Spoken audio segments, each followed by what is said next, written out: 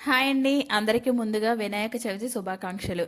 ఈరోజు మనం జ్ఞానం, బుద్ధి, విజయానికి ప్రతీక అయిన వినాయకుడు గురించి కొన్ని ఆసక్తికరమైన విషయాలు తెలుసుకుందాం.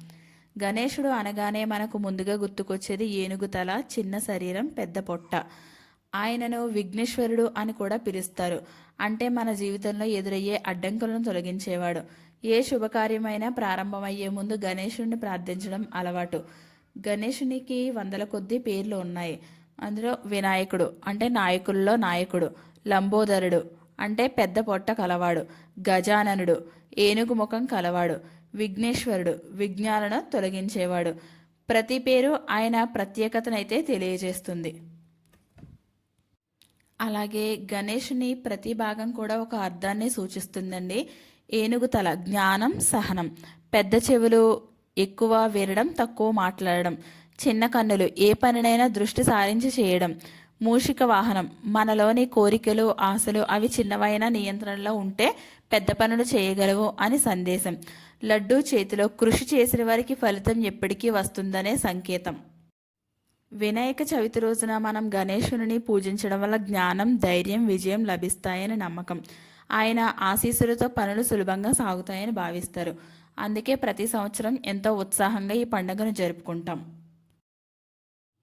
నేనైతే ఈసారి వినాయకుడి కోసం లడ్డూను కూడా ఇంట్లోనే సొంతంగా ప్రిపేర్ చేశానండి. ఫస్ట్ టైం చేసినప్పటికీ కూడా లడ్డు అయితే చాలా బాగా వచ్చింది.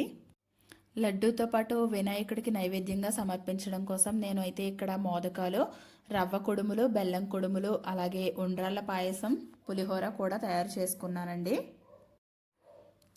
వినాయకుడి మెడలో వేయడానికి మాల కోసం కూడా నేను ఇక్కడ కొన్ని చిన్న చిన్న కుడుములు అయితే చేసుకొని పెట్టుకున్నానండి. దాంతో వినాయకుడి మెడలో మాలను కూడా గుచ్చి వేశాను. ఈ కుడుముల మాల వేయగానే నాకైతే చాలా హ్యాపీగా అనిపించింది. మాల కూడా కరెక్ట్గా సరిపోయి చాలా అందంగా వచ్చింది. ఏంటో తెలియదు కానీ వినాయక చవితి అంటే చాలా ఉత్సాహంగా ఉంటుందండి. గజముఖం చూసే కొద్దీ ఎలా అయితే చూడాలి అనిపిస్తుందో అలాగే ఈ పూజ కూడా చేసే కొద్దీ ఇంకా చెయ్యాలి అనిపిస్తుందండి. ఇది అందరికీ సహజమే. ఇలా గణేశుడు మన జీవితంలో ఆరంభం, జ్ఞానం, విజయానికి చిహ్నం. మన అందరి జీవితాల్లో కూడా ఆనందంగా ఉండాలని గణేశుడికి మనస్ఫూర్తిగా పూజనైతే చేసుకున్నామండి. ఈ చిన్ని ఉండ్రళ్ళను నేను గణేశుడి మెడలో మాల కోసం ప్రత్యేకంగా చేసుకున్నాను. అందరికీ మరొకసారి వినాయక చవితి శుభాకాంక్షలు.